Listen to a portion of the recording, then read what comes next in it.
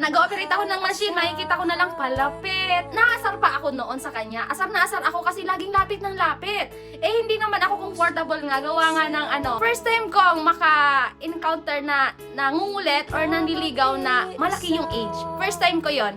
So, hindi talaga ako comfortable. And then, parang naiilang ako. Yun, unang-una hindi ko siya bet. Siyempre, tapos parang natatakot ako. Tapos, lagi niya akong dinadalhan ng pagkain sa machine kahit bawal. Eh, siya, matagal na doon. Siguro nasa 25 years that time. Matagal na siya sa company. So, siya yung mga pioneer ba doon. So, doon na siya tumanda. 18 years old kasi siya, nandoon na siya. So, medyo maluwag naman kasi yung company. Dinadala niya akong pagkain. Tapos, tumatambay na siya lagi doon sa pwesto ko, no? Ewan ko ba? Basta ilang na ilang ako that time. Hindi ko pa talaga siya gusto. And then, paulit-ulit yon, paulit-ulit. Minsan pa nga kapag pupunta ako ng CR kasi doon talaga yung area nilang tambayan. CR, inaabangan niya na ako!